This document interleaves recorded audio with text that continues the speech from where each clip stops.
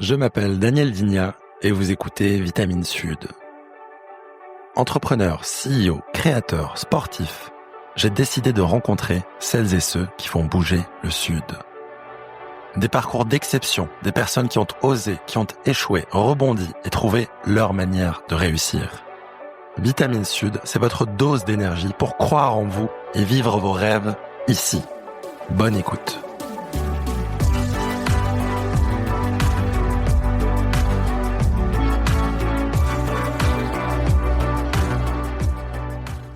Bonjour à toutes et tous, bienvenue dans ce nouvel épisode de Vitamine Sud.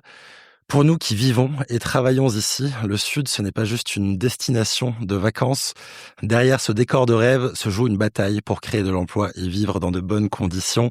Une compétition économique mondiale pour attirer les capitaux, les usines et les talents de demain. Mon invitée du jour est la générale en chef de cette bataille. Elle se définit comme une enfant de la République, née à Fréjus, passée par l'excellence académique d'HEC Montréal et de Dauphine. Elle aurait pu choisir le confort des banques d'affaires. Elle a fait un autre choix, celui de servir son territoire. Pendant 7 ans, elle a opéré au cœur du réacteur politique en tant que conseillère stratégique du président de la région, Renaud Muselier. En 2022, elle change de cap. À peine trentenaire, elle prend la tête de Rising Sud, l'agence de développement économique de la région avec ses 50 collaborateurs. Son quotidien, vendre la Provence dans le monde. Elle incarne cette nouvelle génération de décideurs pragmatiques, connectés et orientés résultats. Aujourd'hui, on va voir comment on transforme nos atouts locaux en victoires économiques. Bonjour Audrey et bienvenue, je suis ravi de t'avoir dans Vitamine Sud. Bonjour, merci. Comment vas-tu ? Très bien. Très bien. L'année commence bien pour Rising Sud. Oui, ça commence bien. Il me semble que vous aviez organisé un événement majeur pour Rising Sud, le Soft, fin de l'année dernière. Comment ça s'est passé ? Ça s'est plutôt bien passé sur une année en plus un petit peu compliquée, en tout cas une fin d'année compliquée l'année dernière, donc il était aussi un challenge pour nous pour arriver à mobiliser les équipes non, parce qu'on est tous très mobilisés pour cet événement, mais les entreprises oui, puisqu'il y a beaucoup d'événements, un contexte un peu anxiogène aussi, faut pas se le cacher. La fin d'année c'est toujours compliqué, c'est comme les mois de juin et c'est comme la période des vœux en janvier, selon le métier que l'on fait. Mais Et le Soft en 2 mots, tu peux nous expliquer Alors, le soft, l'objectif, en tout cas, comme on l'a créé, comme on voulait le définir, c'est S pour solution, O comme opportunité, F comme financement et T comme transition. Ok. L'objectif, c'était de créer un événement business en une journée qui réponde à peu près à toutes les questions des chefs d'entreprise, puisque le temps, c'est de l'argent quand on est un patron et on n'a pas forcément loisir d'aller à des événements ou se déplacer tous les jours. Donc, ce qu'on voulait proposer, vraiment, c'était quelque chose d'assez clé en main au final pour pouvoir répondre à aussi bien des sujets liés comment je me finance, comment je vais à l'export. Donc, on l'a construit évidemment avec nos partenaires, la région, of course, puisque nous sommes l'agence régionale. Alors, même si je vends la Provence, on vend aussi les Alpes et la Côte d'Azur. La région Provence-Alpes-Côte d'Azur. Mais avec la région comme partenaire, évidemment, mais aussi tous nos autres membres de gouvernance pour pouvoir se dire, voilà, c'est un événement que l'on porte nous, mais qui adresse et qui emmène aussi nos partenaires. Ok, trop bien. Alors Audrey, ce que je te propose pour ce podcast, c'est d'abord j'ai envie de m'intéresser à la personne, donc à toi, d'où tu viens, ce que tu as construit au cours de ton parcours, et puis faire un focus plus précisément sur Rising Sud et un peu tes points de vue sur l'avenir économique de la région. Alors, c'est une routine maintenant connue dans plein de podcasts. Une petite première question. J'ai fait une introduction, mais Audrey, est-ce que tu voudrais bien te présenter ? J'ai 36 ans. Je suis née à Fréjus dans le Var. Donc, je suis en effet une régionale de l'étape, même si je ne suis pas une Marseillaise de l'étape, mais je le suis devenue par adoption depuis 15 ans maintenant, bientôt. Et j'ai la chance de diriger Rising Sud après quelques années dans des sphères plus politiques à la région. Voilà. Ok, génial. Et donc tu disais que ton histoire elle commence à Fréjus. Oui. J'ai pu lire que tu avais une famille assez engagée auprès de l'intérêt public de l'État. Est-ce que ça a été, j'aime bien comprendre les vocations un peu de mes invités, est-ce que ça a été une évidence, la République ? Alors, comme tous les enfants, à un moment, je pense qu'on veut tout le temps prendre le contre-pied de sa famille. Ça doit être une espèce de crise d'adolescence, voulue ou non voulue d'ailleurs. Donc moi, quand on me disait qu'est-ce que tu veux faire, j'aimais bien diriger, hein, petit caractère autoritaire quelque part. Je voulais être chef, donc chef d'entreprise ou président de la République, parce que j'avais quand même en effet déjà de l'ambition. Voilà la chose politique et en tout cas la chose publique, l'intérêt général, parce que j'ai eu des parents très tôt qui ont fait toute une carrière dans les administrations et au service du public. Ça remonte à des ancêtres bien plus lointains. Donc j'ai été éduquée, c'est le cas de le dire, vraiment éduquée, élevée à cette chose publique. Donc c'était assez ancré en moi, même si je pense qu'à un moment il a fallu aussi que je me détache de ça, que j'aille à l'étranger aussi. Je pense que c'est important pour créer son identité à un moment, voir ce qui se passe dans le monde, parce que je suis de nature assez curieuse. Donc en effet, j'ai fait HEC Montréal après mon bac obtenu à Fréjus. Et là, j'ai adoré l'économie, mais quelque part, j'étais quand même titillée, on va dire, par cette volonté de travailler sur des sujets d'intérêt général et en fait, au niveau de l'État. Voilà, moi, j'adore, je trouve que en toute franchise, je voulais être administratrice du Sénat, parce que je trouve qu'il y a rien de plus noble que d'écrire les lois d'un pays, de contribuer, vraiment, c'est super. C'est ça ton moteur, c'est l'impact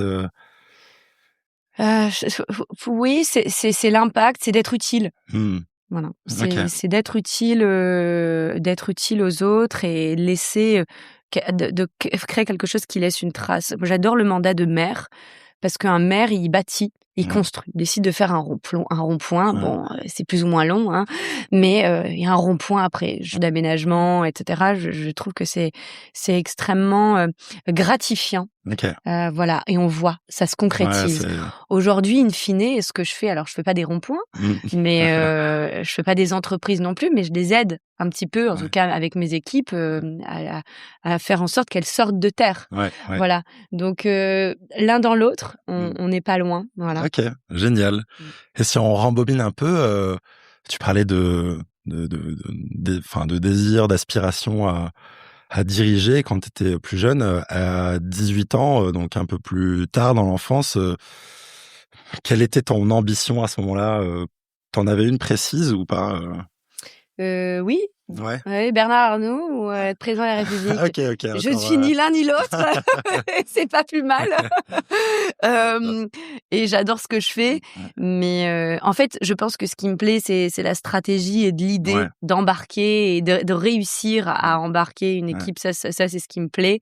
Sur des projets un peu ambitieux. Exactement. C'est ce que j'ai adoré faire à la région. Ouais, génial. Voilà. Justement, tu as commencé avant la région à la chambre de commerce, c'est ça? Avant, j'ai fait une petite étape en cabinet de conseil, mais ma vie personnelle m'a vite rattrapée dans le sud, de Jacques Pfister. D'accord. Donc le candidat était tout trouvé, et puis moi, je débarque, j'envoie un CV, et puis au dernier moment, il me dit, le directeur de cabinet, je me souviens, je crois, m'appelle un vendredi soir et me dit, écoutez, j'ai trouvé le poste, mais votre CV m'intéresse, donc vous pouvez venir lundi. Oui, j'habite à Paris, mais pas de problème, je prends un billet de train, j'arrive donc lundi. Évidemment extrêmement stressée, parce que ça faisait partie des premiers jobs, donc remplacement congé maternité d'une jeune femme qui allait accoucher, qui est d'ailleurs toujours à la CCI. Et donc là, on fait, je crois, 1h30 d'entretien, et à la fin, il me dit bon, vous pouvez venir quand? Waouh. Ok, ça se fait. Et il a appelé mon fiancé de l'époque et redescendre et aller à Marseille. On habitait à l'époque pas très loin. Et en tout cas lui. Donc changement de vie de perso, parce que d'un coup on se rapproche du perso, et aussi un vrai boulot pro. Et du coup j'arrive à la chambre de commerce. J'ai eu la chance d'avoir. Alors déjà, on y reviendra, mais j'ai toujours eu beaucoup de chance. J'ai toujours été très bien entourée de gens bienveillants, qui m'ont fait grandir, qui m'ont fait confiance.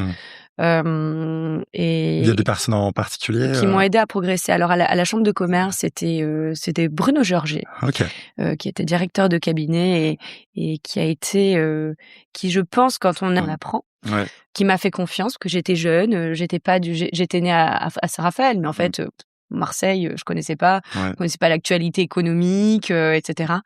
Et qui m'a donné un gros portefeuille à l'école. À l'époque, j'avais l'économie, le commerce, tourisme, je crois. Très bien accueilli par des gens très sympas. Ok, voilà. Okay, super. Ouais. Et tu penses que cette chance, si on fait une petite parenthèse, tu l'as eu par chance ou tu l'as un peu provoqué Je pense que la chance, c'est le karma et ça se provoque. Okay. Voilà. Il faut aller la chercher. Vous savez, dans la vie, il y a des gens qui attendent. Et il y a des gens qui saisissent ces opportunités. Voilà, toi, tu les as saisies. En tout cas, j'essaye. Le jour où je les saisirai plus, je pense que je serai soit un peu vieille, soit malade, très fatiguée. Ok, ça marche. Bon, on espère que c'est dans très longtemps. Voilà. Et la chambre de commerce, tu t'attends à quoi? Et moi, ce qui m'intéressait aussi par rapport à cette expérience-là, c'est, tu parlais de portefeuille, qu'est-ce qu'on y fait concrètement? Je m'attends à apprendre. Ok. Voilà. Si je m'ennuie, je suis pas bien. Ok. Voilà, donc on a beaucoup parlé de burn-out, il y a les bore-out aussi, qui peut-être amènent à des burn-out, je sais pas. Mais je voulais apprendre beaucoup, connaître le territoire. Moi, j'avais fait une licence de finance à Dauphine, après j'avais fait Sciences Po et droit, et le droit est la chose publique, in fine. Ouais. Donc, je voulais apprendre, je voulais structurer, mettre aussi en application ce que j'avais appris à l'école. Parce que quand on a longtemps travaillé, moi j'adorais l'école, donc je trouvais ça bien aussi de mettre en application tous les apprentissages. Et c'est le cas. J'ai beaucoup appris. On m'a fait confiance sur beaucoup de missions, notamment à l'époque de suivre la campagne des régionales, qui était une campagne à fort enjeu. Je sais pas si tu t'en souviens. Non, moi j'étais même pas dans la région à ce moment-là. Avec des candidats quand même qui étaient Marion Maréchal Le Pen, Christophe Castaner, Christian Estrosi. Voilà, les trois principaux. Et donc moi, vu que je connaissais, j'avais fait des petits passages à l'époque en politique et que j'avais fait de l'économie, on m'a dit écoute, suis tous les programmes économiques des candidats, analyse-les-moi, compare-les-moi. Pour évaluer l'impact pour le monde économique. Exactement, voilà, pour l'impact. Donc j'ai fait ça, je me suis régalée en toute franchise. C'est une bonne entrée en matière, pour apprendre. Exactement. Et puis ensuite, j'ai saisi l'opportunité d'aller travailler pour un candidat. Que tu as suivi. Que j'ai suivi, à qui j'ai tiré la manche de nombreuses fois pour qu'il lise mon CV parmi les, je pense, 260 qui avaient été envoyés. Juste avant de passer à l'expérience de cabinet dans la région Provence, comprendre tous les acteurs de la région et leur rôle dans le développement économique de la région, la chambre de commerce et d'industrie Aix-Marseille, concrètement, dans ton portefeuille, par exemple, ça veut dire quoi sur le terrain? C'est quoi votre mission et qu'est-ce que... Alors, les missions des chambres de commerce ont un peu évolué. Moi, j'y suis plus depuis déjà plusieurs années, mais à l'époque, je m'occupais... C'est un peu déjà, c'est le registre du commerce, c'est là où on s'enregistre quand on veut monter une boîte. C'est ça, la CCI. Après, moi, je m'occupais du tourisme, du commerce, donc c'était toutes les politiques pour les commerçants. Il y a aussi un boulot de faire savoir, de lobbying, d'accompagner le hall de la CCI, donc c'était chouette. Mais ces territoires, après, elles ont plein d'autres métiers que portent différents services et dont moi je m'occupais pas forcément parce que le cabinet on n'est pas non plus on a un rôle assez précis, on va dire. Mais c'est un guichet unique un peu pour orienter ça peut l'être. Ok, super. Et donc là, parmi les 250 CV, donc le tien est retenu pour accompagner Renaud Muselier. Alors Christian Estrosi. Pardon, Christian Estrosi, excuse-moi. Christian Estrosi, donc Anthony Boré, son directeur de cabinet à l'époque, et Jean-Philippe Ansaldi qui travaillait pour Renaud Muselier, qui travaille toujours d'ailleurs, les deux. Je leur tire la manche le 15 décembre, le jour de l'invitation. Pareil. L'entretien se passe très bien et ils me disent faut-il appeler le président, donc à l'époque là c'est Jacques Pfister, pour lui dire que tu peux commencer demain. Je vais m'en occuper. Mais du coup très vite là aussi j'intègre le cabinet de Christian Estrosi. Génial. Qui en plus au même titre que Renaud Muselier, des anciens ministres, grande expérience, passé par Bercy, donc une grande exigence. Gros niveau. Aussi gros niveau, j'arrive à 25 ans, c'est vrai que ça va être précoce. Gérer 600 millions d'euros de budget, 600 millions, pas moi toute seule évidemment, mais en tout cas avec les services, etc. à l'époque. Mais j'ai la chance de tomber dans une équipe d'ailleurs qui a gardé le président Renaud Muselier extrêmement bienveillante. même si je suis pas une grande adepte de ce mot. Ce qui dit bienveillant dit qu'il y a des gens malveillants. Je préfère les éviter. Mais très soudé. Un cabinet presque familial qui fait qu'on est tous aujourd'hui amis et que la plupart et beaucoup d'entre eux sont restés. Et je pense que c'est d'ailleurs ce qui fait la force de cette équipe. C'est que c'est une équipe avec une mémoire et entièrement, je pense, dévouée à son président, donc à Renaud Muselier, avec qui c'est un grand honneur de travailler. Génial. Je voulais parler un peu des coulisses de cette expérience. Enfin, on a tous un peu... moi, j'ai jamais travaillé en cabinet. Je pense que la plupart des auditeurs non plus. On a peut-être des fantasmes un peu comme des séries Baron Noir, etc. Qu'est-ce qui se passe concrètement dans la vie d'un cabinet? Ça se structure comment autour de Christian? Vous êtes combien dans le cabinet?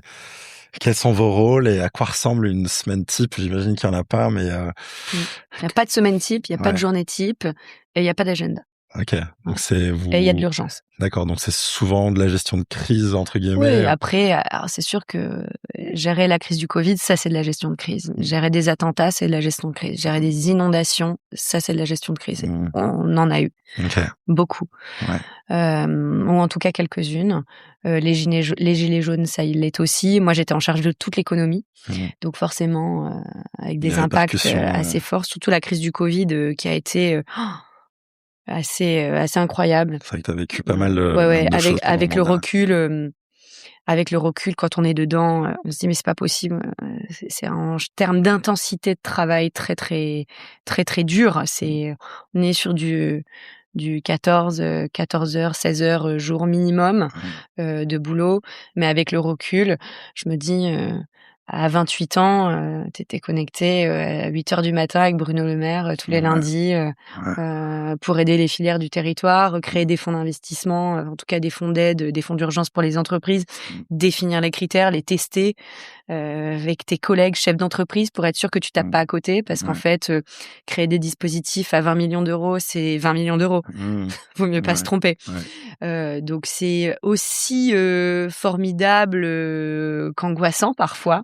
Mais c'est cette adrénaline-là qui est juste tout à fait incroyable. C'est vrai qu'on se rend pas compte, mais la crise du Covid, a quand même été économiquement très bien gérée pour avoir un minimum de casse. Oui, en région sud, beaucoup dans la gestion aussi sanitaire, des masques. Moi, ma collègue au cabinet se levait à 4 heures du matin parce qu'il y avait des décalages horaires pour commander des masques à droite et à gauche et faire en sorte que les soignants puissent les recevoir, quoi. Donc c'était assez fou, mais le cabinet, c'est so-so, comme diraient les Anglo-Saxons. Il y a un peu de gestion de crise. Il faut savoir tout faire. C'est la débrouillardise et c'est beaucoup de responsabilité et un grand honneur aussi de servir le territoire, je pense. On est peu. On est une dizaine, donc une dizaine fois 13 régions. Donc il faut aussi mesurer la chance que l'on a de faire ces jobs-là. Vraiment d'intérêt général et de se dire en fait ma mission c'est d'utiliser au mieux l'argent public parce que c'est le cas, celui des impôts des gens mais accessoirement celui des miens aussi et du tien et faire en sorte qu'on puisse vraiment agir, être au cœur du réacteur et répondre aux besoins des entrepreneurs. Moi c'était ma cible. Et justement là-dessus, tu avais des missions un peu on parlait de court terme, est-ce qu'il y avait des missions un peu plus structurantes long terme sur lesquelles c'était quoi les focus La première, quand j'arrive en janvier 2016 au cabinet de Christian Estrosi, c'est de définir et d'écrire toute la stratégie de développement économique de la région. Donc dans notre jargon un peu bizarre, le SRDE2I, un truc que personne ne comprend évidemment. Mais dans une entreprise, ce serait le plan stratégique à 5 ans. Exactement. Donc ça, c'était c'est incroyable en termes de niveau. Donc voilà, structurer les filières, qu'est-ce qu'on met en place, travailler avec tous les acteurs aussi économiques du territoire, les chambres de commerce, les MEDEF, les CPME, etc. Enfin, tout cet écosystème économique. Et là, d'écrire, voilà, qu'est-ce qu'on va faire et comment ça va se passer. Et t'as un exemple sur la feuille de route Bah oui, par exemple, c'est à ce moment-là qu'on a créé les opérations d'intérêt régional, qui existent toujours aujourd'hui et que j'ai la chance de piloter au sein de l'agence. Alors, les opérations d'intérêt régional, en fait, c'est une structuration de filière où on va accompagner. Alors, on a créé toute une gouvernance avec des écosystèmes, on travaille évidemment en collectif, mais on va accompagner des grands projets de filières. Donc, une fois que je vous ai dit ça, personne n'a à peu près compris. Je vais vous donner un exemple. On a aidé, là aussi, un nom qui va vous parler. À l'époque, Arnaud Montebourg, ce projet avait été assez médiatique, donc j'aime bien le donner en exemple. Qui voulait, et c'est très bien, restructurer, en tout cas structurer la filière amande sur le territoire. Sauf que filière amande, il faut savoir où on plante les amandiers, est-ce qu'il faut une casserie, comment ça marche en fait. Donc avec les opérations d'intérêt régional, on sait de l'accompagnement de projets structurants. Donc on a accompagné Arnaud Montebourg et ses équipes dans la recherche de financement, dans la structuration du BP, donc dans tous ces sujets-là. Génial. Donc c'est super parce qu'on peut aussi bien travailler sur la structuration de la filière amande. Là, on travaille sur le citron à Menton. Ok, génial. Voilà, donc c'est super. Après, on peut travailler sur des filières de l'éolien, du naval, du refit. Ok, avec un peu de planification, l'engagement de l'État. Exactement. Exactement. Super. Sur la cosmétique aussi, parce qu'on a un territoire qui est très riche sur cette filière-là. C'est un super exemple, parce que tu sais, il y a 2 semaines, sur ton fauteuil, il y avait Guillaume Decoufoukot, le CEO de Maison Brémont, et qui, avec Olivier Bossan, le fondateur de l'Occitane, ont recréé une filière de la pistache qui valorise via Brémont et Fils. Et du coup, j'imagine qu'ils ont aussi le soutien de ce type d'opération. De mémoire à l'époque, Ok, génial. Bon, très concret. Super. Et donc, si on conclut avant de passer sur Rising Sud, cette expérience à la région Provence-Alpes-Côte d'Azur, est-ce que tu peux nous dire, que ce soit de Christian ou Renaud Muselier, que tu retiens de ces 7 années en cabinet, un truc qui t'a marqué et que tu utilises aujourd'hui, on va dire, dans ta façon de diriger ou de mener des projets Il faut avoir un coup d'avance, la vision. Ok. Mon président, je l'appelle toujours mon président, il voit le coup d'après. D'accord. Ok. Donc ça vous apprend à voir plus loin. D'accord. C'est le flair, on peut dire aussi. Et l'humilité, peut-être. Aussi. Ok. Oh, super. N'oublions pas qu'on est là un temps. Voilà. On essaye de mieux être humble aussi. Très juste. À la fin de ton parcours, du coup, en cabinet, quand c'était un entrepreneur, je lui demandais un peu la genèse de sa start-up. C'était quoi la genèse qui t'a amené, on va dire, chez Rising Sud? C'est mon nouveau président. Ah, d'accord. Que j'apprécie et que j'aime beaucoup tout autant, qui s'appelle Bernard Klenov, qui est l'ancien président de la Chambre de commerce de Nice, qui est aussi industriel, qui a une histoire industrielle assez géniale. Si vous raconte son parcours, c'est super. Qui est conseiller régional en charge de l'économie, président de la commission économie. Qui à l'époque est venu me chercher. Alors, le président Renaud Muselier n'était pas très content, mais j'avais fait 7 ans en cabinet. J'ai eu la chance dans ces 7 ans d'avoir deux enfants. Donc je pense qu'au bout de 7 ans, c'est bien aussi de laisser la place à d'autres qui auront des nouvelles idées. Okay. Voilà. Donc même si on verra ce que la vie me réserve, je pense que je n'en avais pas fini avec cette volonté d'agir, encore d'être dans ces sphères un peu parapubliques. Donc Rising Sud, l'avantage c'est qu'on est du privé, on est une association de droit privé, loi 1901 classique, mais avec une mission d'intérêt général. D'accord. Donc en fait, j'évoluais aussi. Donc je continuais à rendre service entre guillemets sur ces sujets que je connais et que j'aime. Et pour mon territoire que j'aime, je pense, parce que sinon on peut pas faire ce métier-là. Mais avec un prisme un peu plus privé qui me va bien aussi. Je suis plutôt le lapin que la tortue. Donc au final, c'était pas si mal. Et j'aime beaucoup ce que je fais et c'est un bon compromis. Ok, génialement. On voit un fil rouge se dessiner sur la partie quand même impact économique de la région entre la chambre de commerce, le portefeuille économique à la région et Rising Sud, du coup, exactement. Il faut être conscient, ultra dédié, 24/24, et c'est comme ça, et c'est formidable. C'est compliqué d'avoir un équilibre compliqué. Après, tout est une question d'organisation, mais c'est vrai que quand on a des enfants en bas âge, etc., c'est peut-être un peu plus compliqué. Et quoique, on l'a eu fait. Moi, j'ai accouché 2 fois et en pleine campagne politique. Donc, c'était un peu sport, je reconnais. Mais c'est aussi l'équilibre dans ta famille. Comment tu t'entoures. Moi, je dis, il faut être bien entouré dans le boulot, il faut être bien entouré dans le pro, selon le boulot que tu veux faire. Donc, j'ai toujours été extrêmement bien entourée. J'ai des parents qui sont dévoués corps et âme à leurs filles, à leurs petits-enfants aujourd'hui. Et ça m'aide beaucoup et je leur en suis très reconnaissante par ailleurs. Mais en tout cas, voilà, être bien entouré aussi dans ces équipes. Et moi, je continue à apprendre et à beaucoup apprendre. Parce que en CAB, c'est ce que je disais, on est seul, il faut savoir tout faire et tout seul. Même si on a l'administration, là, on répond à une commande qui est politique. Le cabinet répond à des commandes politiques d'un président. L'administration répond à des commandes d'une directrice générale ou d'un directeur général des services. Voilà, c'est pas quand même pas les mêmes métiers. Là, moi aujourd'hui, je réponds à un président évidemment et à la région qui est parce que je suis à l'agence régionale, mais j'apprends aussi à gérer les gens. Voilà, donc je suis arrivée en effet à 30 ans. Moi, je travaillais toute seule avec mon cabinet. On se connaît, on a les mêmes profils, les mêmes cerveaux, on va dire. On est un peu fait pareil. Et là, en fait, tu découvres l'humain, à gérer 50 personnes, des situations plus ou moins difficiles. Et par nature, gérer l'humain, c'est compliqué. C'est le plus dur. Voilà, c'est le plus difficile. Donc, je continue aussi à apprendre beaucoup. Et il y avait beaucoup de stratégies, beaucoup de restructuration de l'agence quand je suis arrivée. Justement, peut-être pour clarifier auprès de nos auditeurs, tu peux nous expliquer en 2 secondes ce qu'est Rising Sud, qu'est-ce que fait l'agence, et après, peut-être partir sur ton, j'aime pas le mot audit, mais ton constat d'arrivée au tout début de Rising Sud. Alors, Rising Sud, c'est très simple, c'est 3 métiers. Le premier, c'est d'accompagner les entreprises du territoire. On fait de l'accompagnement, on fait pas de financement ou quoi que ce soit, mais on accompagne les entreprises du territoire, que ce soit sur des sujets de levée de fonds, d'accompagnement à l'export, de croissance. Vous êtes une PME, vous voulez passer le cap de l'ETI. Les faire grandir. Ouais, exactement. Okay. Sur la recherche de bureaux, de fonciers, parfois de gros aussi, quand on est une grosse entreprise.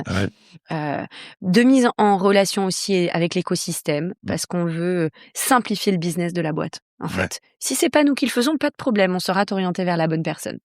Donc ça, c'est vraiment sur comment on aide nos entreprises à grandir. Notre deuxième métier, c'est comment cette fois-ci on accueille des investisseurs étrangers ou français sur le territoire. Donc voilà, donc on va les chercher. Donc, il faut savoir qui tu vas chercher. Et pour savoir qui tu vas chercher, il faut savoir aussi quel est ton écosystème pour savoir comment tu vas te chercher, qu'est-ce que tu mets en avant, qu'est-ce qui est intéressant de faire venir. Donc, on va les attirer et derrière, on va essayer de les implanter. Voilà, donc, ça, c'est le deuxième métier d'attractivité. Et le troisième, c'est essayer de rendre cette région plus visible sur le plan économique, qu'on connaît souvent pour ses beaux hôtels et les lavandes, mais pas que. Oui, pas que, exactement. Très clair, super description. Donc, on est 50 collaborateurs, on accompagne plus de 400 boîtes et 70 projets par an. Voilà, et on attire près de 160, un peu plus de 160 entreprises étrangères, en tout cas cette année. Ok, super.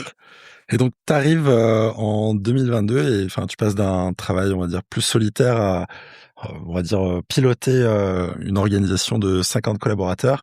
Tu disais qu'il y avait pas mal de stratégies à faire au début. Quand tu arrives, comment tu perçois Rising Sud, qu'est-ce qui est déjà super bien fait et où est-ce que tu veux l'emmener au tout début? Rising Sud a un gros potentiel, notamment humain. Le capital humain, c'est quand même assez essentiel. Mais elle est timide. D'accord. Elle est timide parce qu'on ne fait pas savoir. Peut-être qu'on ne sait pas le faire savoir aussi. Et on dépend trop des autres. Moi, je vais me dépendre de personne. D'accord. Voilà. Donc, quand on fait de l'attractivité, mais qu'on ne connaît pas le foncier de son territoire, c'est compliqué. Si on ne sait pas où implanter les gens, un bon patron, un bon dirigeant, c'est quelqu'un qui sait bien s'entourer sur le perso. D'accord. Et sur le pro. Parce que c'est l'équilibre des deux. Moi, je suis extrêmement convaincue que l'un ne va pas sans l'autre. Donc, sur le plan perso, ça va bien. Sur le plan pro, je me suis entourée. D'accord. Et je pense, de personnes très bonnes, en D'accord. qui j'ai une entière confiance. Parce que ça, pour moi, c'est essentiel d'avoir confiance. Tu peux en citer quelques-uns, enfin quelques personnes? Bah, Là, la c'est de personne l'entourage, enfin quand tu étais chez Rising Sud, ouais, ouais, OK. bah, j'ai recruté, en fait, Oui, il y voilà, avait des OK. personnes en interne que j'ai souhaité, aussi, Luance, et la com, il y en a une qui est en face, hein. Oui. Voilà. Bonjour Lorraine. Donc ça c'est essentiel. Ouais. Je suis pas quelqu'un j'aime bien le contrôle, Mmh. j'aime bien la maîtrise. D'accord. Justement, la confiance n'exclut jamais le contrôle. Mmh. Et ça aussi, et je pense que pour bien diriger une boîte, il faut tout voir. Ou en D'accord. tout cas, au début, il faut tout voir. Ouais, Après, il faut lâcher, ouais, sûrement. Et c'est bien certains sujets, mais au début, il faut avoir un mapping 360 pour savoir, pareil, comme une entreprise qu'on va implanter. Qu'est-ce qui manque? Qu'est-ce qui est pas bien? Qu'est-ce qu'il faut que je rectifie un petit ouais. peu? Et qu'est-ce qu'il faut développer? Sur ce qui manque, tu as parlé du foncier, Bah, manque il un y avait les peu sujets de foncier, d'influence, de l'influence, visibilité. et voilà, l'influence, comment on va chercher, Ouais. comment on fait En savoir. gros, il y a un super service, mais il faut que les gens soient au courant que ça existe, quoi. Évidemment, Ouais, OK. évidemment. Si on a plein de dispositifs, formidables, quasi gratuits pour les entreprises, mais qu'on n'a pas les entreprises pour, enfin, c'est quand même un Ouais, sujet. ouais. Moi, je suis entourée de chefs d'entreprise chez moi, enfin, en tout cas, dans mes amis. La plupart n'ont jamais fait appel au dispositif de la région, ne Ouais. comprennent pas du tout, pas, et tant mieux, heureusement qu'il y a des gens qui vont, taper à la porte de la banque et Mmh. qui n'ont pas tous besoin, de pratique Mmh. pour moi. Mais quand même essayer, de proposer des services à des boîtes qui ont du potentiel, qui ont vraiment des innovations incroyables, mais qu'il faut aider parce que c'est dur. Ouais. Franchement, Et dans les boîtes que tu ouais. accompagnes, enfin que vous accompagnez, c'est quoi leurs besoins les plus récurrents en général, ce qu'ils vous Bah, la demandent? levée de en fait, ça dépend des périodes et ça dépend des phases de vie d'une entreprise. Il y a des boîtes qu'on accompagne depuis 10 ans, mais sur des besoins extrêmement différents. Ouais. On les a aidés au début, pour se faire un peu financer. À l'époque, j'étais à la région, donc moi, je les voyais à la région. Puis après, je les ai vues chez Rising Sud, elles sont passées à l'export, avec nous. Ensuite, elles ont eu besoin de FOPé. Ensuite, la masse critique, on va dire, les 35 collabs, les 5 millions de CA pour, essayer de croître et se développer. C'est Voilà, c'est Ouais, tous ces besoins. ouais. Après, ils passent sur des levées de fonds, on commence à chercher 10-15 millions d'euros. Donc là aussi, on essaye de les aider avec le Kofi qu'on a chez nous. On a un peu, en gros, 2 fois par an, on fait un peu qui veut Comité de être financement, c'est ça? qui veut être mon associé, Ouais. à la marseillaise, niçoise, barroise et tous les territoires, en fait. Ah génial. Voilà, donc on essaye là aussi de faire venir les fonds parisiens parce que, alors, au début, aller dire, déjà Rising Sud, vous arrivez à Paris, vous connaissez bien sûr. Donc là aussi de drainer aussi le capital, d'à Paris Ouais, qui est là, enfin qui est national, mais qui est à Paris, voilà, qui quoi, en ouais. fait, est Paris, c'est normal, c'est la capitale du pays, c'est structurel. Ouais. De leur dire: «Eh oh, on a de très belles boîtes dans le Ouais. sud de la France, Ouais. venez voir ce qui se passe par là». Donc au début, on avait, je sais pas moi, 80-100, financeurs très locaux, Mmh. essentiellement les BA et cetera, les banques. Ouais. Aujourd'hui, on arrive à beaucoup plus, des centaines qu'on fait venir pour nos coffees, y compris en physique à Marseille. OK, et donc quand tu parles de fonds, c'est, des fonds, on va dire de venture capital ou Ouais, growth de tout. Ouais, capital, ouais, ouais, tout à parisien, ouais. fait. Petite parenthèse là-dessus, j'avais posé la question à ma première invitée Julie Davico, Parra. Mmh. Est-ce que tu penses que, ça ferait sens d'avoir des fonds d'investissement, on va dire, basés à Marseille, enfin de venture capital, ou de Il y a private equity, enfin on a small capital, mais Oui, qui il est y plus a sur oui, mais il y a quand du même des fonds d'investissement. ouais, mais Après est-ce que ça fait sens d'en oui, avoir, localement, ou oui, enfin c'est on bien s'en d'en fout, avoir parce que la présence et l'ancrage fait que vous avez quand même une connexion avec l'écosystème, OK. mais sinon, il faut se débrouiller pour aller les chercher. Ouais, ouais, c'est clair, et ils viennent de plus en plus, Ou c'est sûr. oui, oui. OK, très clair. Les boîtes que vous accompagnez, c'est en général, enfin, j'imagine c'est pas des toutes petites startups, enfin, Si. il y a des toutes petites, ah oui, pardon, Mmh. d'accord, OK. Donc Ouais. ça va vraiment de toutes les tailles, quoi? Ouais. OK, Après, je il y en a certains qui ont un peu moins besoin que nous. ouais, OK. Ouais, et tant mieux! Ouais, Voilà. OK, Ou ça va être sur d'autres enjeux. ouais, Ça va être des enjeux, plus politiques, de faire connaître, d'accompagner, de mise en relation, de porter aussi, et c'est normal quand un président de région, un président d'agence, va soutenir les investissements de gros industriels du territoire.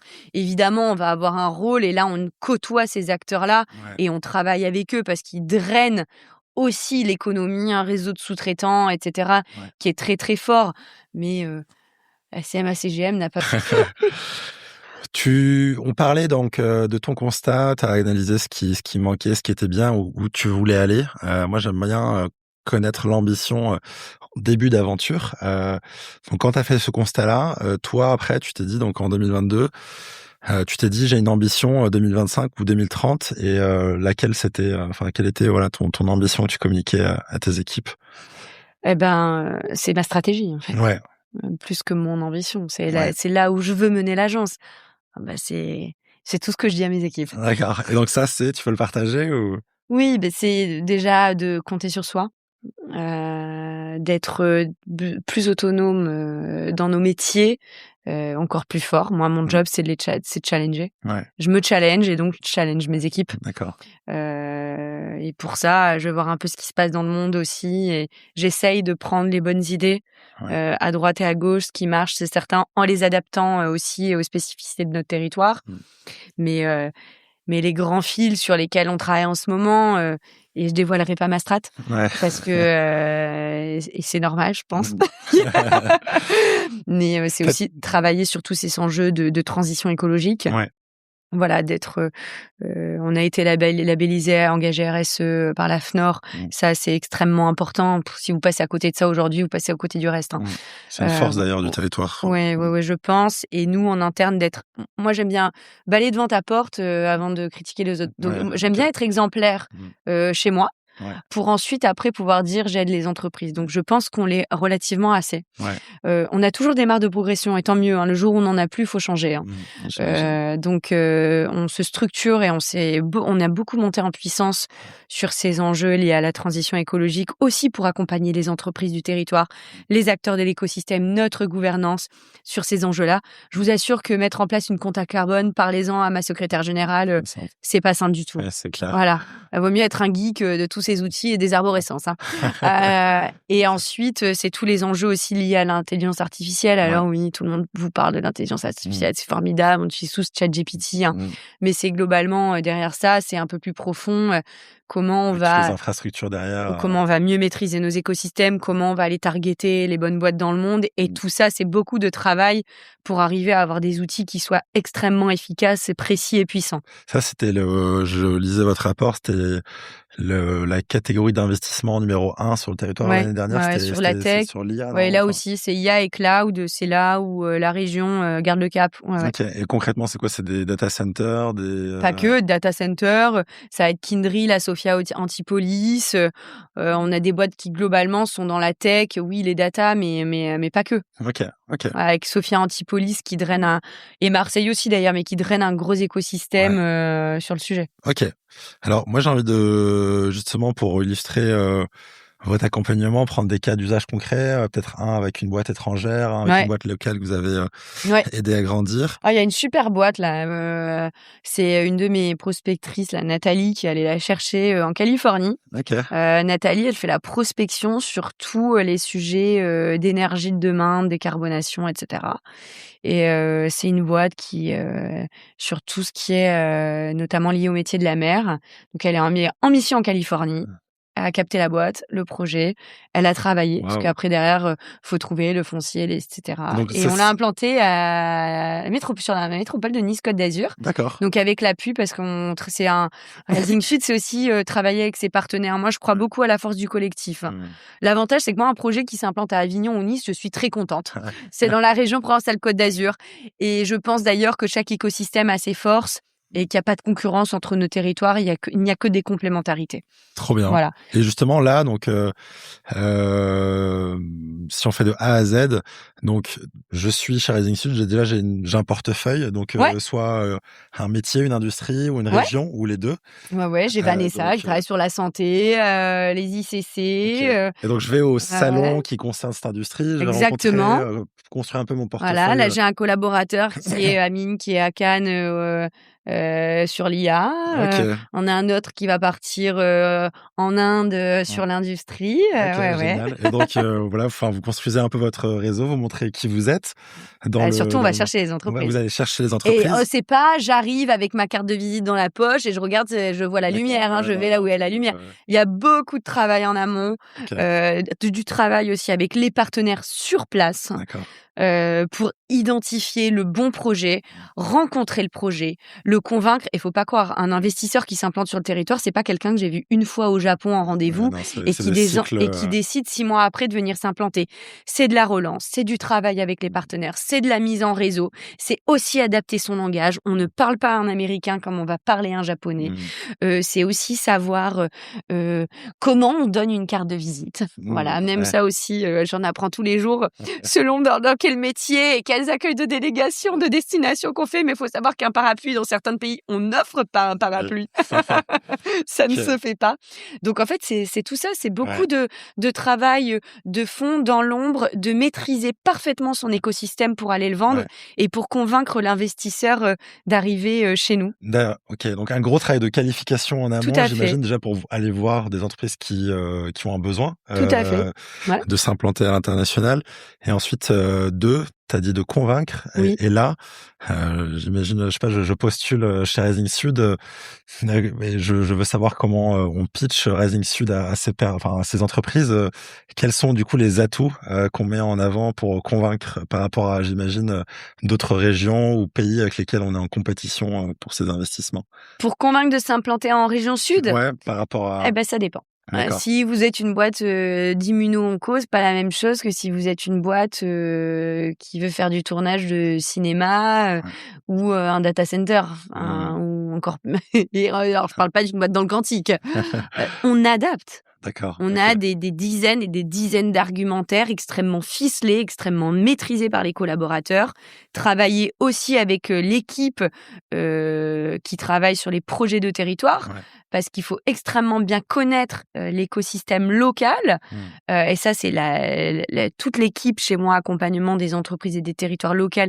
qui fait ce job-là de qualification, de maîtrise de l'écosystème. Et c'est ensuite tout ce chaînon, si j'ai beaucoup travaillé avec les équipes sur la transversalité, Mmh. qui ensuite outille mes prospecteurs qui vont, eux, bien connaître les métiers et les pays dans lesquels ils se OK, rendent. donc il y a toute une Donc chaîne, les atouts, ils sont éminemment très, très OK. nombreux, Et sur si on ce se met à la territoire. place est-ce qu'il y a des écoles, des talents, du foncier, Exactement. Les écoles, le talent, la simplicité, administrative, administrative, ouais, c'est essentiel ou notamment. même climatique, Tout j'imagine? à fait, OK. tout à fait. Et vous êtes en concurrence avec, qui, sur, Le monde entier. le monde entier? OK. OK, génial. Et donc,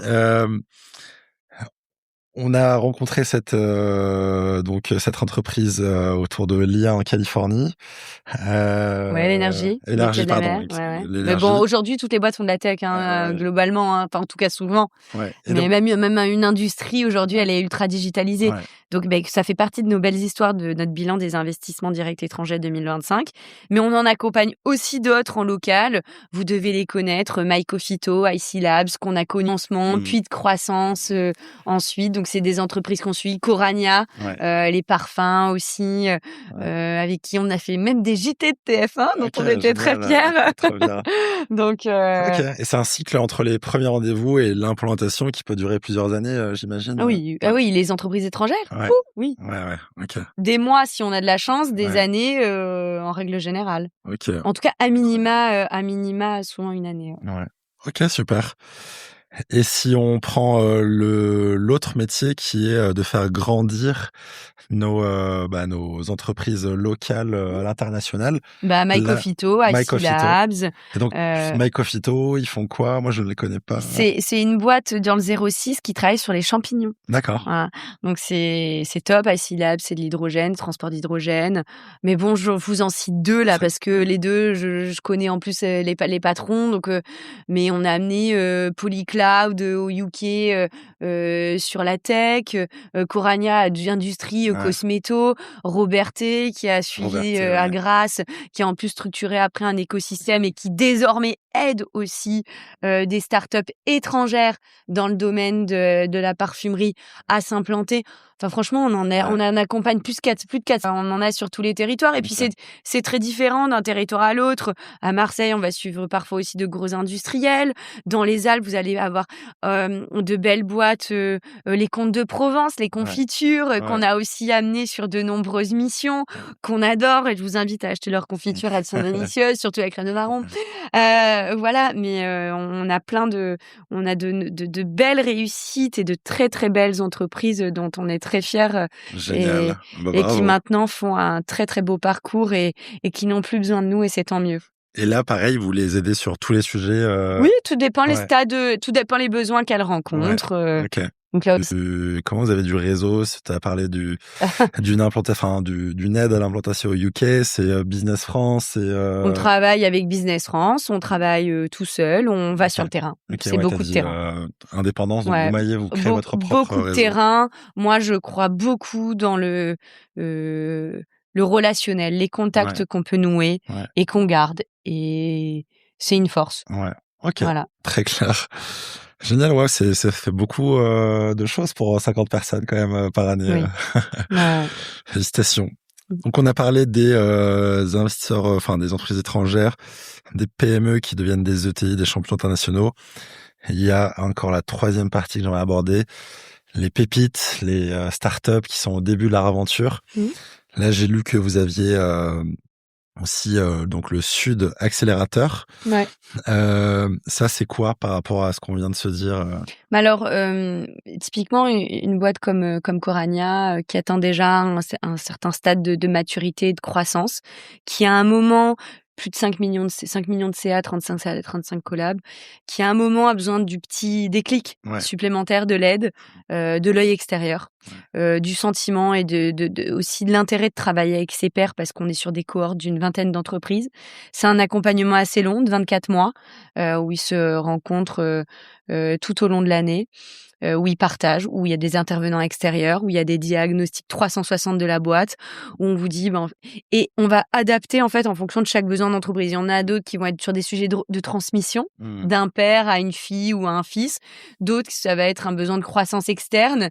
Donc en fait, on accompagne l'entreprise sur du temps un peu plus long que ce qu'on pourrait le faire sur un salon. En fait, demain, vous allez à Vivatech. Alors oui, on va vous sélectionner, on va vous coacher parce qu'il faut savoir parler en anglais à un investisseur, faire attention selon qui vient du one-shot. Mais on est sur des temps beaucoup moins longs qu'un dispositif comme Sud Accélérateur où là, l'idée, c'est de bâtir un peu les champions de demain du territoire. Ok. Très clair, waouh. Sur tout ce que vous avez fait ces 5 à 7 dernières années, quelle est ta plus grande fierté, ta plus grande réussite dans le développement de Rising Sud? Un événement marquant, un chiffre, un événement La fierté dans leur travail et que même quand il y a des périodes de rush, et il y en a. Quand on arrive en juin et qu'on a des dizaines de salons d'affilée, on est forcément, comme tout le monde, plus à cran, tendu, c'est normal.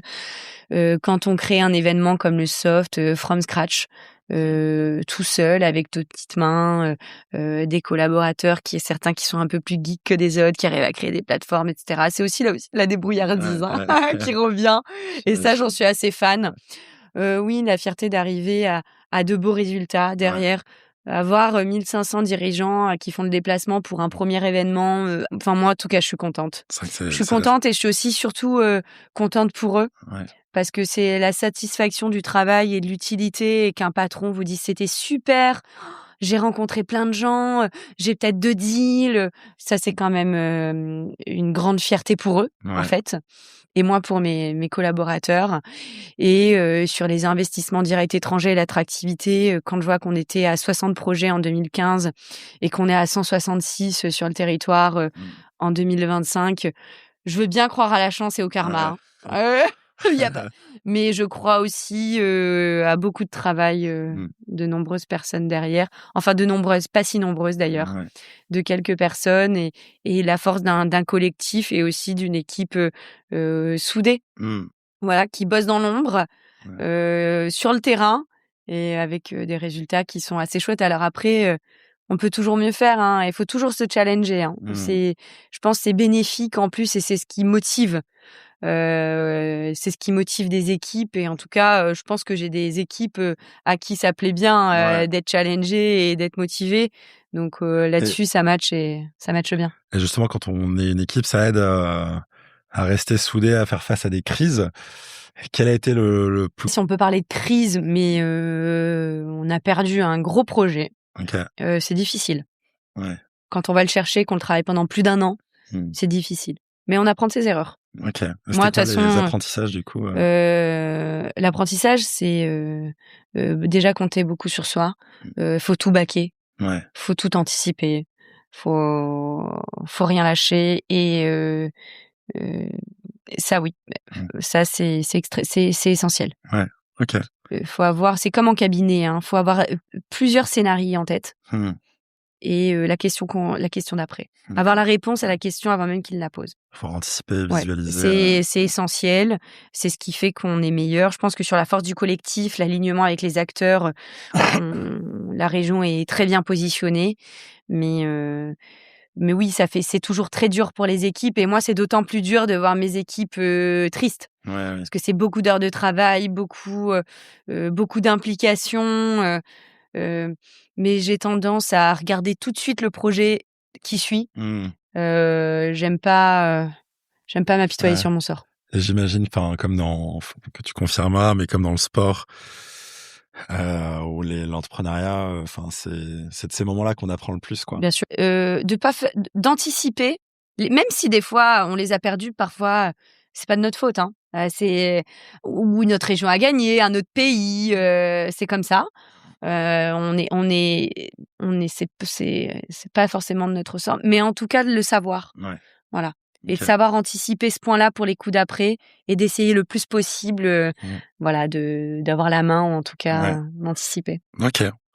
Tu parlais, pas mal de l'importance d'être indépendant, de compter sur soi, c'est, indépendant par rapport à qui? Par rapport à quoi, Alors, je crois beaucoup en la force du collectif, en l'alignement des acteurs. Si tu un acteur qui joue pas le jeu, quand tu as un investisseur qui arrive sur le territoire et qui veut s'implanter, moi je joue, métropole, région, service de l'État. D'ailleurs, je remercie, au quotidien qui nous aide beaucoup, et si nous n'avions pas cet alignement des planètes, et des acteurs, on serait beaucoup moins fort. d'accord. On travaille très, très bien avec les agences aussi, soit métropolitaines, départementales, ça dépend des territoires et ça dépend de la structuration des différents territoires, de la région Provence-Alpes-Côte d'Azur.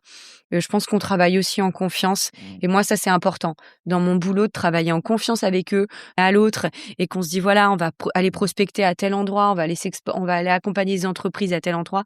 On bosse évidemment avec les agences, avec les pôles de Mmh. compétitivité et cetera. Donc je crois beaucoup à cette force du collectif Ouais.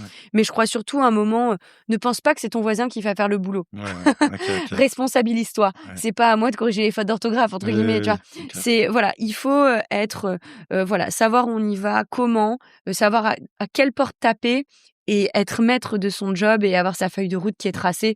Pour moi, ça, c'est Limite extrêmement essentiel et structurant. aller au-delà de son scope au final, Bah, en tout cas, le maîtriser largement ouais. et savoir jouer avec les autres quand Ouais. il faut jouer avec les autres, ouais. Et justement dans ce travail collectif avec les autres organisations, prenons un gros projet et toutes les, métropoles, régions et agences, collectivités que tu as citées. Quand il y a un gros projet comme ça et qu'il faut jouer collectif, qui fait quoi? Si c'était une équipe de foot, quel est le rôle Bon, de on se répartit le job selon le métier. Quand tu as des sujets, davantage sur le foncier, ça va plus être les EPCI, les intercos qui vont faire c'est pas moi qui délivre un permis de construire, hein. oui, oui, OK. Donc Intercommunalité voilà, les et EPCI? intercommunalités, c'est pareil, communauté d'agglo, D'accord. métropole, OK. communauté de communes, ville et cetera. Donc là, ça va être eux, par exemple, qui sera le sujet.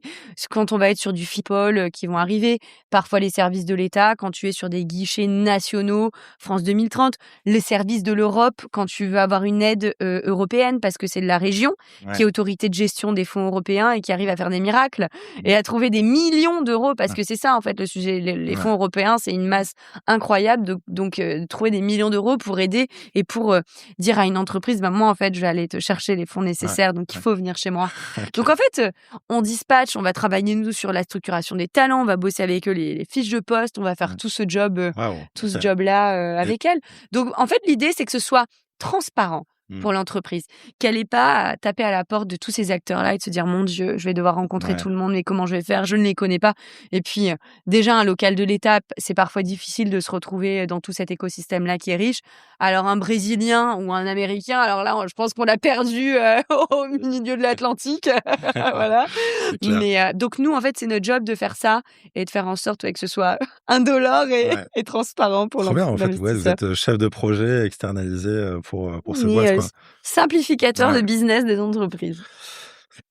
Très clair, franchement, ça amène plein d'éclairages sur beaucoup de sujets. Alors, comme tu l'as dit, la région, elle est grande. On a beaucoup de Foulon, des bassins industriels comme Fos-sur-Mer, des grosses zones plutôt d'agriculture. Est-ce que il y a des spécialités en fait? Est-ce que on a Sophia Antipolis aussi? Est-ce que on va plutôt orienter un projet selon sa spécificité dans telle métropole plutôt que celle-ci? Est-ce que Bien sûr. quelles sont un peu si on regarde une carte un peu du territoire, quelles sont un peu nos forces? Quelle est la spécificité d'Aix-Marseille? Quelqu'un qui veut du Nice? foncier agricole, je vais pas lui dire d'aller en plein cœur de la métropole d'Aix-Marseille, ça va être compliqué. Quelqu'un qui veut plusieurs hectares pour faire une usine Céveso, je vais pas lui dire d'aller en centre-ville de Nice non plus. Donc évidemment, on a des forces, on a un écosystème industriel très fort au niveau de la métropole d'Aix-Marseille-Provence. On a un écosystème de la cosmétique, des parfums à Grasse. Nice va être très bon dans la tech, dans le tertiaire aussi. Sophia Antipolis, évidemment, qu'on connaît, la première technopole d'Europe. Sophia, enfin tout le monde connaît, moi en tout cas. Et nous, oui, parce qu'on est la tête dedans, mais oui, très très fort. Culture sur les sujets plus de naturalité, d'ICC aussi, comme Marseille, la Victorine à Nice. Et évidemment, sur les sujets plus qui restent des acteurs clés et qu'on ne néglige pas. Au contraire, on a de très belles entreprises industrielles dans nos Alpes. Donc on a une bonne diversité. On a une très bonne diversité. Et l'entreprise trouve tout naturellement le lieu le plus adapté à son cahier des charges.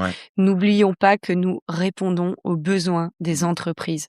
Donc, on leur propose le foncier le plus adapté en fonction, en tout cas, le foncier et l'écosystème le plus adapté en fonction de ce qu'elles cherchent. C'était intéressant, tu as parlé du bassin défense dans le Var, j'imagine autour de Toulon. Notamment, ouais. Draguignan. Ça, c'est un gros la sujet. La Londe les Morts avec Naval Group qui s'étend. Marseille, Salon de Provence. Ça va être un gros, avec le budget qui a été augmenté dans la défense et on va dire l'évolution géopolitique du moment, le réarmement va être un gros pôle. Et j'ai eu quelques invités Silicon Valley Phil et ils savent très bien qu'on va dire c'est une base maritime début du XXe siècle qui a vachement développé l'essor des télécommunications et de la Silicon Valley ensuite à San Francisco. On a la chance d'avoir, on va dire, ce bassin défense qui est souvent... Est-ce que ça, c'est une force vraiment qu'on a par rapport au territoire national et qu'il faut qu'on développe? Oui. Okay. Si ce n'est la première région militaire de France, oui, c'est une grande force avec un gros écosystème très structuré. Air, terre, mer. Un sujet très porté politiquement aussi, et c'est important, au même titre qu'il est porté politiquement nationalement. C'est des sujets régaliens essentiels, donc aussi bien par le président de la région que par son vice-président François de Canson aussi, qui porte ces sujets-là, qui est varois d'ailleurs. Bernard aussi à l'agence en charge des sujets d'industrie, évidemment, donc extrêmement soutenu. Il y a eu le lancement récemment justement d'une opération d'intérêt régional sur la filière défense. Donc oui, et Donc nous, c'est dynamique. oui, c'est Ouais. très dynamique. On accompagne des gros projets de défense, on accompagne des territoires D'accord. aussi sur les sujets de structuration de filières défense. Ouais. Donc c'est un vrai atout et un vrai potentiel en devenir aussi de ce territoire. Et on a évidemment des très gros industriels qui sont les leaders mondiaux, Airbus, Naval Group, pour ne citer que. Ouais. Ok, très clair. Sur la partie Fos-sur-Mer, que je vois souvent dans l'actualité depuis quelques mois, bassin Fos-sur-Mer. C'est quel type de projet qu'on va essayer d'accompagner? C'est les gros projets industriels D'accord. à Donc Fos-sur-Mer. l'industrie lourde. Ouais. Ok. Donc là, on le voit, des filières émergentes, nouvelles, autour du SAF, de l'hydrogène, du solaire, qui se structurent et qui avancent. On parle de gigafactory, hein, très très très très grosses usines pour ceux qui nous écoutent. Ouais. Donc ce sont des projets qui prennent du temps, beaucoup de temps, qui nécessitent aussi une acceptabilité locale. Donc ça se travaille sur le temps long, mais c'est aussi très structurant pour l'avenir et pionnier et leader dans ces filières de demain. Ok. Donc que l'on Génial. suit et que l'on accompagne beaucoup. Ouais. On travaille évidemment beaucoup avec le port. Ok, très clair.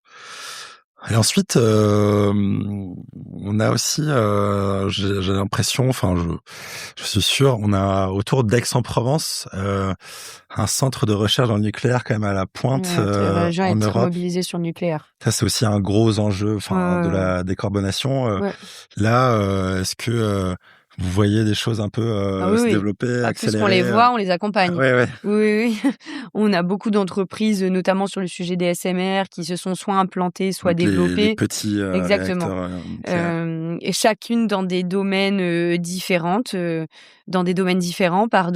et qui se développent très bien. Ok, et de plus en plus vite. Aussi. D'accord, ok. Moi, je pense qu'on a fait un bon tour. La santé, c'est quand même Marseille, j'ai l'impression. Marseille et Nice, ça dépend Marseille ce et qu'on Nice, cherche. ouais, Immuno-onco, skin. Nice va être très positionné et aussi dans le domaine de la santé globalement. Mais c'est vrai qu'on a 2 pôles forts entre Marseille et Nice sur la santé. Tout à fait. Et Sophia Antipolis, là, c'est plutôt des gros enjeux de La recherche tech. et développement. Ouais, tech, Tech. R&D. Deep tech même, ouais. Ouais. Ouais. Le quantique. Ok, le quantique, effectivement. Dernière question un peu sur l'évolution du territoire. J'ai pas mal d'invités qui m'ont parlé d'un gros point de basculement pour la région en 2021-2022, à la sortie de la crise Covid, avec que ce soit dans l'immobilier, une grande vague migratoire de cadres de toute la France, et notamment de Paris, qui sont installés dans la région, qui ont fait augmenter les prix de l'immobilier, pas mal de start-up ou on va dire d'entrepreneurs qui ont fait le choix de migrer dans la région. Est-ce que vous l'avez perçu aussi? Est-ce que ça a apporté quelque chose à la région d'un point de vue économique? Qui travaillent pour Paris, motivés entre guillemets. Il y a un moment donné, se sont créés à Paris, parce que c'est normal. Ouais. J'ai aucun problème avec ça. Et qui, soit pour des raisons familiales et de cadre de vie, préfèrent et souhaitent se développer. Je parle de Parisiens, mais j'étais à Londres il y a pas si longtemps et j'ai eu l'impression qu'il y avait une vague de Londoniens aussi qui voulaient venir, qui travaillaient dans la banque, qui me demandaient tous vous avez de l'emploi? Oui. Et des très beaux profils. Des très beaux profils qui sont venus s'implanter, en tout cas faire leur cocon, si je puis dire, familial à Marseille et qui s'y développent, qui embauchent leurs équipes de ces territoires. Donc moi, je trouve ça formidable et ça reste nos meilleurs ambassadeurs sur le territoire. Génial. Oui, le prix de l'immobilier, je pense qu'il a grimpé un peu partout. Ça reste quand même la région un peu moins chère que Paris pour se loger. Mais je trouve que c'est bien aussi d'avoir un changement un peu de mindset aussi de de ces quadras en fait qui sont venus et qui s'implantent sur le territoire. On en a vu et on en accompagne. Génial. Et pas plus tard qu'hier, au moment où on enregistre cet épisode, j'ai partagé mon échange avec Thomas Kerjean, donc CEO de Méline Black, qui m'a partagé que sur ses postes ouverts, il a 400 candidatures de Londres, d'Égypte, du Maroc, et qui fait avec une boîte, on va dire, d'excellence dans la cyber au point de vue, du niveau européen, fait attirer, grâce à l'implantation de son siège à Marseille, Bien sûr. les meilleurs product managers, développeurs de l'Europe entière. Ça, Donc, je vous dis pas trop de bêtises du coup. Vérifiez avant même que voilà, je n'arrive. exactement. Si on, pour terminer un peu sur la partie sur l'analyse économique de la région. Oui. Donc on a plein de potentiel du foncier, on a plein de financements, on a des talents, on a des super agences et organismes publics pour accompagner le développement économique. S'il y avait une ressource critique qui nous manque aujourd'hui, on va dire le plus pour convaincre davantage et gagner encore plus de dossiers, s'il y avait une ressource sur laquelle travailler et qui nous manque un peu aujourd'hui par rapport à d'autres régions, pays, est-ce que il y en a une? L'espace. L'espace, donc c'est le foncier. L'espace. Ok. On est une région, déjà on est une des seules régions, accessoirement, on est une des seules régions qui n'a pas fusionné. Si ce n'est la seule, exactement. Donc faut le souligner. Mais derrière nous, nous avons les montagnes. Devant nous, nous avons la mer. Donc même avec de gros efforts, à un moment, il faut apprendre. Alors, nous, on travaille avec ça, avec les industriels. On travaille aussi à construire différemment. On élève plus que ce qu'on étale, comme on le faisait dans le passé, c'est de l'aménagement. Mais oui, il y a des projets que je vois passer qui sont des doux rêves à 600 hectares, qui finissent, même d'ailleurs dans d'autres pays, très souvent, qu'on ne pourra malheureusement pas accompagner, sauf qu'à ce que je change de pays et d'agence, mais ce n'est pas dans mes projets à court terme.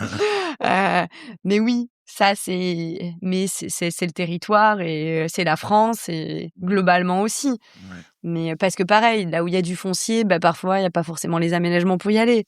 Donc c'est un équilibre assez complexe. À trouver, ouais. Ok, très clair. On a une des plus belles success stories de la région, que j'espère avoir un jour sur ce micro, GoJob. Pascal. Pascal Lorne, qui est devenu licorne, je crois, entre-temps, avec l'investissement de très belle levée, 100 millions d'euros. C'est plutôt pratique parce qu'en termes le siège est toujours dans la région. Ça, c'est une boîte qui a été accompagnée, on va dire, par la région aussi. Ouais, GoJob, on les avait accompagnés avec l'agence au tout début, je crois, il y a quelques années. Moi, je suis là depuis 3 ans et demi. Je crois qu'ils étaient passés à... On les connaît très bien, évidemment, on connaît très bien Pascal Lorne, mais qui avait été accompagné de mémoire par les équipes de Rising Sud. D'accord. Ouais.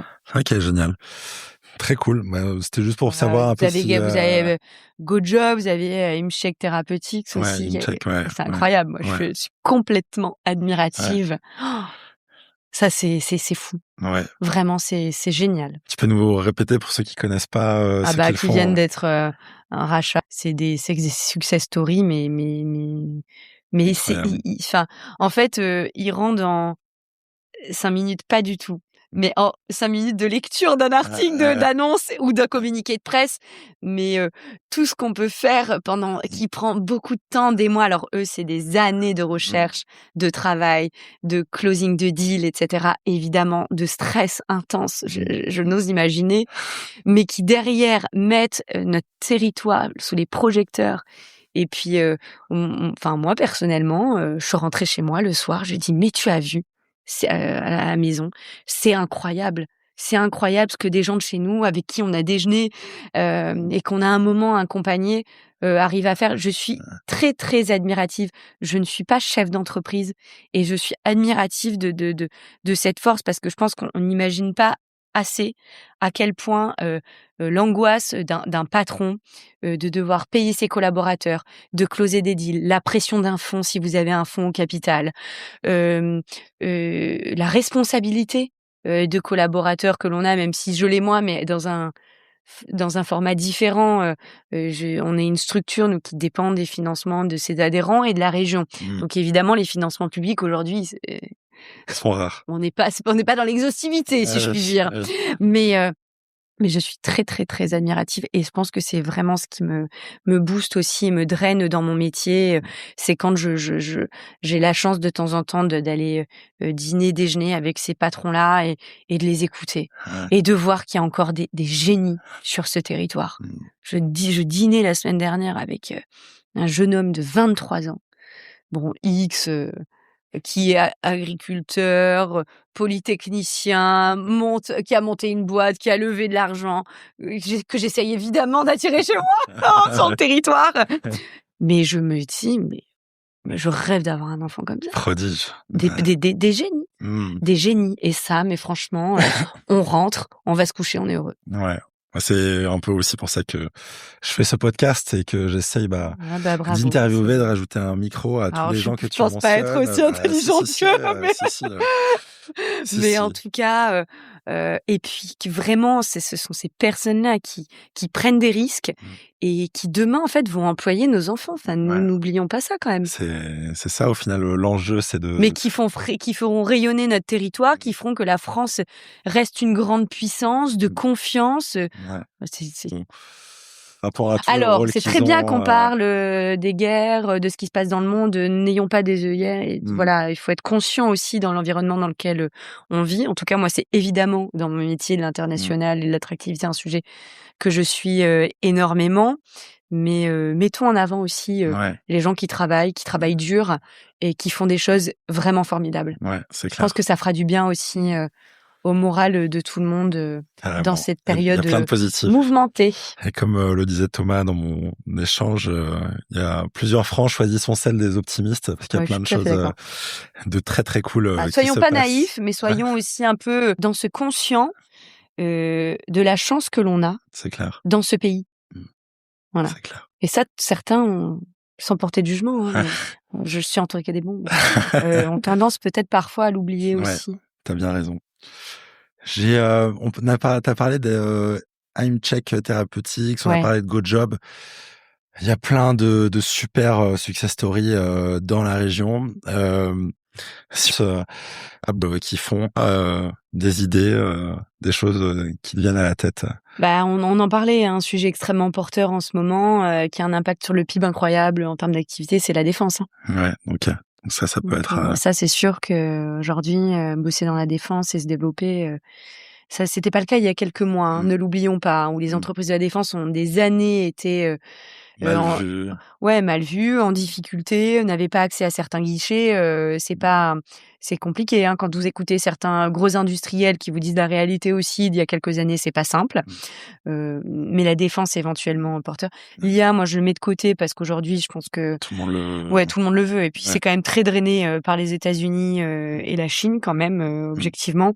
Le quantique, si vous écoutez Elie Gérard qui a fait le move de passer quand même d'Atos à la start-up Alice et Bob, vous dit la France a encore un truc à faire dans le quantique et je pense que la santé c'est un domaine aussi qui est extrêmement porteur parce que c'est essentiel. Aujourd'hui, les plus mégalos cherchent à ne pas mourir, ne l'oublions pas. La longévité est un sujet. Voilà, je suis pas sûre que ce soit une bonne chose. Je pense qu'à un moment, il faut s'arrêter dans tout.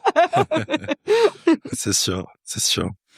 Au prochain tournage, on va peut-être en parler avec Édouard Fornas, fondateur de Nutri & Co, une belle boîte aixoise, 25 millions de chiffre d'affaires sur des compléments alimentaires et qui vont peut-être lancer un média sur la longévité, justement. On travaille beaucoup sur la filière de la silver economy sur le territoire. C'est un vrai sujet. Et on travaille notamment on a pas mal de synergies avec le Japon sur ces sujets-là. Sur ces sujets, ok. Audrey, on a fait, je pense, un bon tour de Rising Sud. J'ai envie de me projeter un peu dans le futur. On a déjà commencé à le faire. J'ai une question pour nos jeunes ou aspirants entrepreneurs. Je pense qu'on a déjà un peu évoqué le sujet. Mais si je devais... je sors d'une école d'ingénieur, de commerce... ou pas du tout, ou je suis cadre et j'ai envie de me lancer dans l'entrepreneuriat, ou alors à tes enfants qui sortent d'école, si tu devais monter une boîte aujourd'hui... non, ils rentrent à l'école. Ils rentrent à l'école, mais si on fait l'exercice hypothétique, qu'ils en sortent et qu'ils devaient monter une boîte demain, et que toi, tu serais l'investisseur, sur quel secteur tu miserais tes économies ? Je suis quelqu'un d'assez terre à terre, et donc je pense que j'investirai dans la terre. Ok. Je disais, l'espace, c'est le luxe. Je pense que ce serait un grand luxe demain. D'accord. Maintenant, oui, si j'étais, et je ne le suis pas, une geek, ces petits génies qui investissent dans les crypto-monnaies, le quantique, tout ça, je dirais, fais ça, c'est l'avenir, hein. Et d'un autre côté, j'ai envie de dire l'avenir, c'est aussi les métiers manuels. Heu, être, être carreleur, être plombier, j'ai envie de dire déjà, les limites sont celles que tu te fixes. Ça, c'est ce que je dirais à mes enfants. Donc ne t'en fixe pas et tu n'en auras pas. Trop bien, très Voilà. clair. Moi, c'est un bon. Et fais ce qui te plaît et ce qui te rend heureux. Très beau. Hem, sur, l'industrie, zéro carbone, qui est un des axes de développement importants, de la région, hem, là, on rentre sur des sujets plus sociétaux, enfin plus de débats. Hem, est-ce que tu crois, qu'une industrie lourde mais propre, c'est possible? Oui, Et ouais. comment? Bah, parce qu'aujourd'hui, grâce à la technologie et de nouveaux procédés industriels, les entreprises arrivent, à enfin, faut sortir d'Émile Zola, des Misérables, de la fumée noire, et de la suie sur le visage, hein, quand même, hein. Mmh. On a changé de siècle, on a changé d'époque, Mmh. aujourd'hui, allez chez MST Microelectronics, hein, les salles blanches, elles sont plus propres que chez moi, hein. Mmh. Vous avez des ingés, vous avez des gens qui font du travail sur une nano, micro, enfin, c'est incroyable. Mmh. Donc l'industrie, alors c'est pas c'est l'industrie technologique en l'espèce, mais Airbus Hélicoptère, pareil, c'est de l'orfèvrerie. Ouais. Hem Et aujourd'hui, encore une fois, vous avez des procédés qui vous permettent d'être, beaucoup plus propre, beaucoup plus Ouais. respectueux de l'environnement. Nous, on est extrêmement vigilants à ça. Ouais. On a des grilles de scoring, hein, pour, implanter les projets, hein. Ouais. Je vais pas vous implanter des usines à charbon. Oui, oui. Mais, Ouais. mais aujourd'hui, bien sûr que l'industrie peut être beaucoup plus propre que ce qu'elle ne l'était par le passé, évidemment. Et ça passe par, le type d'énergie qu'on utilise Bah ou même, oui, c'est plein de procédés, le type ouais, d'énergie, les process qu'on met en place, ouais, comment on fait venir ses collaborateurs. ouais. Bah, c'est ça, hein, n'oublions pas que la voiture, c'est quand même, une des Surtout ici dans la voilà, région, ouais. voilà, donc déjà, moi, j'essaye de faire venir tous mes collaborateurs en transport en commun quand ils Mmh. habitent pas, Mmh. voilà, sinon ils prennent le train. Ouais, Donc chacun met sa petite pierre à l'édifice et les gros comme les petits, oui, il y a des progrès à faire. ouais. OK. Sur les gros pollueurs, on va Mmh. dire. Et on avait encore une actualité, là-dessus sur le sujet hier soir avec, notamment, l'usine d'ArcelorMittal à F mais oui, il y a des progrès à faire. Oui, il faut accélérer et c'est un sujet. Mais il y a quand même eu beaucoup de progrès. Ouais. OK. Ensuite, j'ai envie de parler de notre, du rôle que peut jouer la France, c'est peut-être, au-delà de la région sud, que peut jouer la France face aux États-Unis et à la Chine. Hem, j'ai eu, donc, plusieurs, invités, sensibles à la tech qui nous disent que, bah, sur tout ce qui est côté software, si on essaie de copier les Américains ou de les rattraper, enfin, c'est trop tard, ce train-là, il est parti. Sur l'IA, on s'accroche au wagon. Ensuite, sur, la hardware, Pourtant, c'est les génies français qui vont parfois aux États-Unis, hein, même si certains en reviennent, mais voilà, et donc on a quand même, les cerveaux, on a de gros cerveaux, qui partent, et français, ouais, formés en France. Donc ouais. en fait, l'enjeu, c'est comment on décroche pas. Je crois que c'était une tribune, de Denis Liotard, donc président de Marseille Innovation, qui disait que malheureusement, il voyait pas mal de jeunes à travers ces structures, d'accompagnement qui, pour arriver à exécuter l'ambition qu'ils Il y a ont, beaucoup d'argent aux États-Unis. qui partent, Il y a beaucoup d'argent. donc il y a un enjeu quand même de financement aussi, Ouais, d'injecter beaucoup plus, ouais.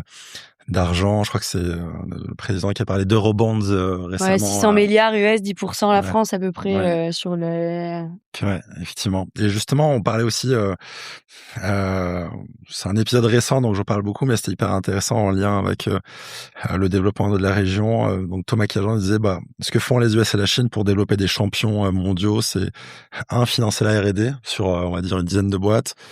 Deux, choisir les deux meilleurs et tout miser sur elles.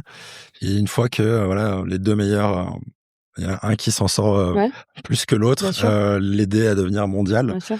Et qu'en Europe, on est très bon sur la partie R&D, On finance voilà une dizaine de pépites, mais ensuite, vu que on est un marché commun et qu'il y a la libre compétition, on dit bah ah non, c'est le marché qui doit décider qui va gagner et tuez-vous entre vous, on va pas vous aider, on n'a pas le droit de vous aider par rapport aux règles du marché commun, et que c'est dommage pour Lui, il est dans le cœur du réacteur, donc il a sûrement un avis encore plus concret, pragmatique que le mien. Encore une fois, je suis pas industriel ouais. dans ces mots, ou investisseur ou génie, un peu bégué. Avoir une part un peu de. Il y a certaines batailles qui sont en effet très engagées par d'autres pays. Maintenant, il y en a d'autres où on est quand même extrêmement fort et où la France pèse encore. Oui, le sujet de l'Europe et notamment les réglementations européennes, c'est un sujet compliqué. OK. Ouais, c'est compliqué et je le vois et je l'entends aussi de plusieurs industriels. Il y a les paroles et les preuves d'amour, comme on dit. Mais des fois, c'est un peu long. Mais d'un côté, on le voit aussi dans des périodes de turbulence et de crise. C'est comme tout dans la vie. Ça a les plus et les moins. Ouais, très clair. Donc nous, pour résumer, avant de conclure l'épisode, dans la région, on mise sur l'industrie des transitions, donc l'industrie bas carbone. On mise sur tout ce qui est IA quantique. On mise sur la défense, sur la santé. Ça, c'est les secteurs principaux sur lesquels... Cosméto. Beaucoup cosmétiques, tout ce qui est naturalité cosmétique, silver economy, même si c'est quelque chose de moins visible, mais travailler. Là, on est vraiment de la prospective, en tout cas sur l'avenir, le nôtre accessoirement aussi. On bosse beaucoup le sujet. Oui, ça fait partie des filières un peu clés de ce territoire. Et évidemment, le tourisme. Le tourisme qui est très fort, qui est suivi par le comité régional du tourisme notamment. Là, on a une très grande force. Dans la région. Ouais. Parfait. Audrey, on arrive sur la fin de notre épisode. J'ai envie de revenir plus sur la personne pour conclure. C'est 7 ans de cabinet, c'est 4 années à la tête de Rising Sud, tous les événements auxquels vous devez participer, tous les dîners, tous les rendez-vous, enfin ça doit être un rythme assez effréné, qui est important. J'aime bien demander à mes invités quelles sont un peu leurs méthodes, que ce soit mentales ou physiques, pour tenir le rythme, se lever tous les matins en forme, avec la patate. Est-ce que toi, il y a une recette personnelle que tu as pour, je sais pas, tenir... Mentale et physique. Moi, j'aime la rigueur. Donc, ma vie est militaire. D'accord, ok. Voilà, j'ai 2 petits-enfants. Je dirige une agence. Je dirige pas une société du CAC non plus. Voilà, faut relativiser aussi parfois. Mais oui, et j'ai beaucoup de déplacements. Ce qui me motive, c'est ma famille. Je suis très bien entourée. J'ai la chance, voilà, d'être entourée de manière à me permettre aujourd'hui, en tant que femme de 37 ans, de faire ce que j'aime, ce que je veux, comme je le veux, sans sentiment de culpabilité. Donc ça, c'est extrêmement important. Donc ça, c'est le mental. Donc ce que je disais, un bon patron, c'est un beau projet et une bonne équipe aussi à la maison, parce que c'est pas facile tous les jours. Et donc dans la rigueur, moi, je fais beaucoup de sport. C'est important. Je ne bois pas. J'essaye de bien manger, de bien dormir, et je fais du sport tous les jours. Donc tu te comportes un peu comme une athlète de haut niveau. J'essaye. Génial. C'est un point commun, en tout cas. On se pas mal d'invités gérer leur performance comme dans le sport. Ouais, voilà, exactement. Bien s'alimenter, bien dormir. Ouais, tout à fait. Avoir des périodes de sprint, de repos. Et exactement. Il faut aussi bien se connaître, pardon, pour savoir le moment où il faut aussi s'oxygéner. Okay. Et aller chercher les idées, gérer les ordres de mission, et à lire des notes, c'est essentiel, c'est important, parce que là encore, il faut savoir ce qui fait, comment on le fait, pour performer et pour aller plus loin. Mais il faut aussi avoir des idées. et se challenger. Donc être curieux, être curieux, ouvrir être les curieux. œillères. Ouais. Complètement. Pour sinon Complètement. on Ouais, c'est un savant équilibre. Ouais. On est au début d'une année, donc l'année 2026. On a parlé des enjeux de l'agence, mais toi, à titre personnel, on essaye tous de progresser. Moi, il y a plein de choses sur lesquelles j'ai envie de progresser sur le podcast. Toi, quels sont est-ce que il y a des sujets sur lesquels tu as envie de progresser et lesquels sont-ils et comment tu fais pour progresser? Alors j'ai un carnet où je prends toutes mes notes. Donc si j'avais une note de l'IA qui m'écrit tout ça, ce serait bien. Mais je suis à l'ancienne. Moi, j'ai besoin de voir du papier de rayé. Mais oui, voilà, il faut que je progresse. Je le sais, je me prends en main. D'accord. C'est en cours. Digitaliser tes notes. Ah ouais, mais me digitaliser tout court. Avoir un avatar. Après, c'est bien pour être moins déconcentré par les notifications, etc. Ouais. Non, mais ça, je pense que c'est tout le monde doit monter en compétence et avec son temps aussi sur ces sujets-là. Moi, j'apprends tous les jours et dans tous les domaines. Donc ça, c'est juste formidable. J'apprends aussi beaucoup des entreprises que l'on accompagne. Ouais. Donc en fait, c'est infini quelque part. Donc ça, c'est formidable. Je me souhaite aussi d'avoir un peu plus de temps à passer encore avec les patrons. Voilà. Ouais. Mais c'est normal, il y a des phases quand on arrive dans une structure qu'on finir sa stratégie comme je disais. Donc ça c'est chouette. OK. Voilà. Trop bien. Trop cool. Si pour nos auditeurs, tu avais un conseil à partager que toi tu maîtrises parfaitement bien ou qui te te réussit bien et que tu partagerais à des jeunes auditrices ou auditeurs, lequel serait-il qu'ils peuvent mettre en place d'une manière hebdomadaire, quotidienne? C'est ce que je disais en fait, sky is the limit. Ouais, avoir de l'ambition. Faut y aller. Ouais. Si on se trompe, c'est pas grave. Ouais, pas avoir peur du regard des autres qui est souvent Pas du tout. Moi, mes équipes, je suis la première à leur dire tous les jours, on teste. Si ça marche pas, on arrêtera. C'est pas plus compliqué que ça. Voilà, et on se posera les questions et on s'en parlera. Ouais. Faut pas avoir peur de se tromper. Voilà, ça c'est donc faut oser. Faut oser, ouais. Voilà. Tiens, c'est drôle, ce sont les 2 thèmes de nos 2 dernières assemblées générales. Le premier, c'était oser, le deuxième, c'est sky is the limit. Je pense que j'ai un petit problème là-dessus, mais Oser. Ouais, oser, c'est extrêmement important. S'écouter et se faire confiance. Moi, je crois beaucoup, vous savez, toutes les personnes qu'on embauche à l'agence, enfin, tu sais, les personnes que j'embauche à l'agence, moi, je les reçois tout le temps. Que ce soit le stagiaire ou le cadre, on va dire entre guillemets. Je ne lui pose aucune question sur ses compétences. J'estime que mes équipes les ont testées avant pour les compétences. Moi, c'est le flair, l'instinct, essentiel. Et la rigueur, organisez-vous. Au bout d'un moment, c'est bien d'être freestyle, hein. Mais s'il n'y a pas un peu de rigueur dans sa vie, non. Ça avance. Ça va un temps. Mais à un moment, ça va bloquer pour aller plus loin. Ouais, carrément. Donc, voilà. Totalement aligné. On a parlé de progresser. Pour progresser, il faut aussi, on l'a dit, être curieux. Oui. Est-ce que il y a des médias ou des livres ou comment tu fais pour je veux dire, à part les rencontres avec des DG, des PDG, des sources d'informations médiatiques, des livres, des podcasts, des films qui te permettent de progresser et que tu peux partager? Alors, je lis tout, toute la journée et j'écoute tout. OK. Je lis toutes les actus. De toute façon, les équipes me disent si j'ai pas mon téléphone, je suis pas bien. OK.